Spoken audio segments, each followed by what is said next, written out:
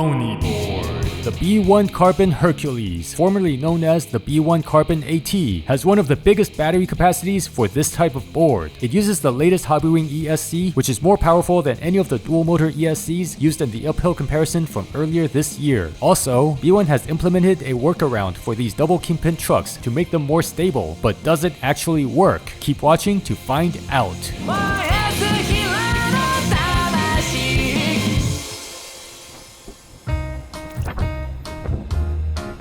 Let's start off this review with the electronics. So this battery is 829 watt hours, made up of 21700 Panasonic cells in a 12S4P arrangement. That's freaking huge. So a lot of the competitors are in the around 500 watt hour range, like competitors in this price range. Some of them are a little bit higher, 600 something watt hours. There are others in the 800 watt hour range, but not a lot. So 829 watt hours, that's definitely more on the high end, at least for a mass production board. Now, related to the battery, this board comes with a 5 amp charger, which is pretty uncommon. Most of the other boards, they're either 4 amps or sometimes even lower. I think I have seen 5 amp chargers, but again, it's not very common. A 5 amp charger for a 19.2 amp hour battery. So that means the battery should charge in about 4.5 to 5 hours. I'm not sure if it's capable yet, but this board is made with 4-wheel drive in mind. So this is 2-wheel drive, but in the future they may offer a 4-wheel drive option. The deck is designed with 4-wheel drive in mind, so well, we'll talk more about the deck later, but the ESC, I'm not sure if it's currently capable of 4-wheel drive, but that should be something that's coming. You remember how I said X-Way is kind of like Hobbywing's guinea pig? So I think we're gonna see other 4-wheel drive boards pretty soon. The remote is the standard Hobbywing remote with the display. If you've watched my other videos, I've already talked about it a bunch of times. I don't want to talk about it again. It's a pretty good remote. It's one of the better ones, actually. The acceleration and brakes on this board are both great. I haven't compared it side by side with any other board, so it's hard to say if the acceleration and brakes are better or worse. All I can say right now is that they both feel great to me. The claimed top speed is 45 kilometers per hour. Now, I believe that's with the all-terrain wheels. I did almost hit that speed. I got to 44 and then I fell off. Now, it said 44 on the remote. I know because I was looking at it while I was trying to hit top speed. The reason I was trying to hit top speed was because of these trucks. They're actually quite stable. I'll talk more about that soon. I felt pretty confident. I thought maybe I would be able to hit 45, but I was looking at it, got to 44, started wobbling, and then I fell. If the remote says 44, it's probably more like 40 or maybe even a little bit less than that. These are 175 millimeters in diameter. So for the configuration on the remote, if you put in 175, it's gonna be a little bit inaccurate because in reality, it's gonna be a little bit smaller. The claimed range is 50 kilometers on 175 millimeter all-terrain wheels. So that's these pneumatic tires, and 70 kilometers on 120 millimeter cloud wheels. They measured using a 70 kilogram rider on a flat road. I'm about 75 kilograms with everything on me. The range that I got is pretty close to what they got. I got a little bit above 55 actually, but again, that was according to the remote. The actual number is probably close to 50. I did measure using 2 devices. I measured using both the remote for the board and also the ride app on the phone. But at the end of the ride, when I went to check the ride app, like when I looked at my phone, you know how on the iPhone there's that little blue icon in the upper left when you're tracking yourself? Well, I opened the phone and I saw that blue icon disappear. So I was like, oh no. And sure enough, when I opened up the ride app, my ride had disappeared. It happens. So that's why I usually measure range with at least 2 devices. But yeah, anyway, I got about 50 kilometers myself on the all-terrain tires. This board has a built-in tail light, which is pretty cool. That means when you brake using the control wheel, the brake light comes on just like a car. You would think that many boards have this feature by now, but it's actually still very, very rare. Oh, and another thing, these tail lights, you can actually see them during the daytime. So it's not like, you know, X-Way Wave or Boosted Mini where the tail light, you basically can't see the light during the day. These you can see during the day. So this board comes with a headlight, but it's not built in. It's a separate piece, so you got to charge it separately. It works pretty well. I don't remember the specs off the top of my head, but if I find out, I'll put it on the screen. It lasted my entire range test, so that's good.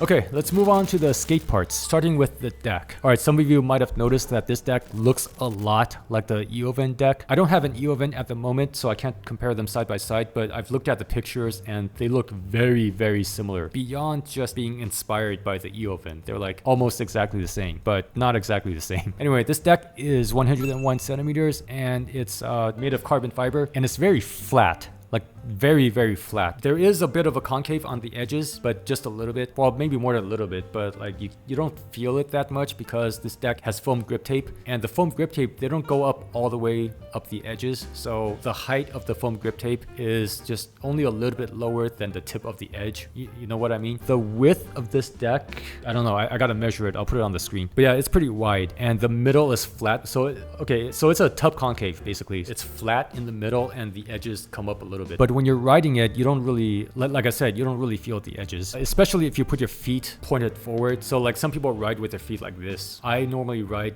like this.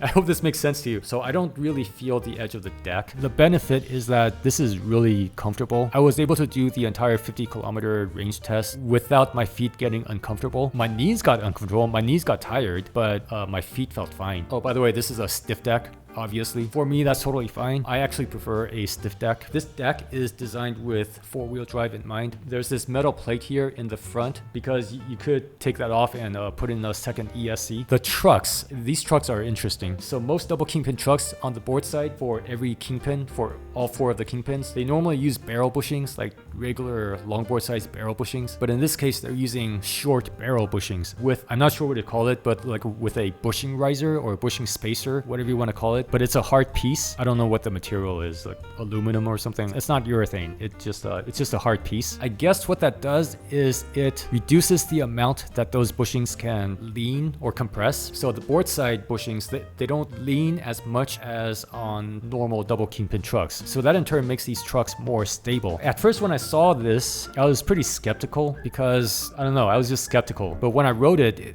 like you can definitely tell the difference. It's definitely more stable than most double kingpin trucks. The only exception is the Atlas's double kingpin trucks. The Atlas's double kingpin trucks are the only double kingpin trucks that are like designed differently out of all the boards that I've tried. But this workaround, it does actually seem to work. So they also have these little rubber rings inside. I think they're called slop stoppers. I don't know if they help at all. I don't think they make that much of a difference, but they're there. Now in the end, I still fell off due to wobbles. That could just be because of me. I mean, it's not necessarily the fault of the board. The wheels, they come with two types, 175mm pneumatic tires and 120mm cloud wheels. You can choose either both of them, or you can have the board come with just pneumatic tires. This is a pretty standard offering. 175mm, it's a little bit larger than I prefer. I actually prefer 160 or even 150, but the bigger size will be able to roll over more stuff. So if you go off-roading, normally bigger is better, but you sacrifice torque though. You sacrifice torque and range. It also depends on your gear ratio. Portability. So the portability of this board is pretty much like any other all-terrain board, or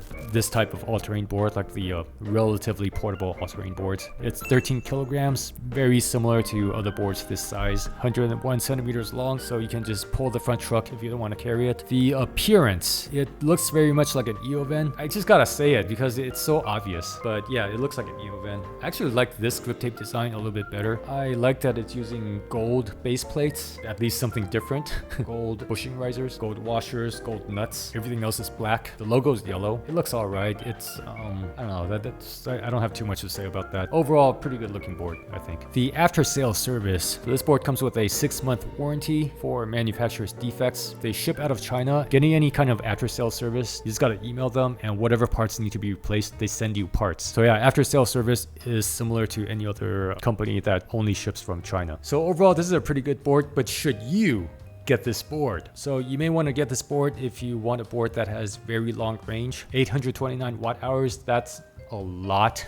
And like I said, this board is really comfortable because of the flat deck. Strong acceleration, strong brakes. I'm very satisfied with the brakes actually. So who should not get this board? This board may be less appealing for people who need a lot of hand holding. Like I don't know if they have good after sale or not. I mean, this is a new company, so their after sale is basically unproven. I mean, with a new company, there are pros and cons to the after sale because they have fewer customers to deal with. Sometimes the people who run the company, they're able to give more attention to their customers. Even with the brands that have lots and lots of sales, normally they only have a few people doing customer service. So normally the brands that have smaller sales volumes, they can take care of their customers more. Sometimes, not always, just something to consider. But if you're pretty handy with taking things apart and putting them back together, it's probably okay. Final thoughts. I kind of wish that the deck design were a little bit more original. But aside from that, I mostly only have positives to say about this board. Like I said, the range is really long. The board feels powerful. It's really comfortable for me anyway. I would prefer a little bit more concave because I find that when I've been riding the board for a while, like if I don't look down at my feet, my front foot would be a little bit too far off to the right. I'm goofy, so that's the heel side. And I think that's because I can't feel the concave at all. So there's no reference for where my feet are. But on the other hand, this deck being so flat in the middle, it is very comfortable. I like that it has a taillight. Now this might seem like a small feature, but for me, it's kind of a big deal. It's just one of those things that should become standard, you know? For example, the standby mode. So this board does have standby mode. I didn't even mention it because that's just one of those standard things now. Very few boards don't have standby or don't have some kind of smart turn on now, but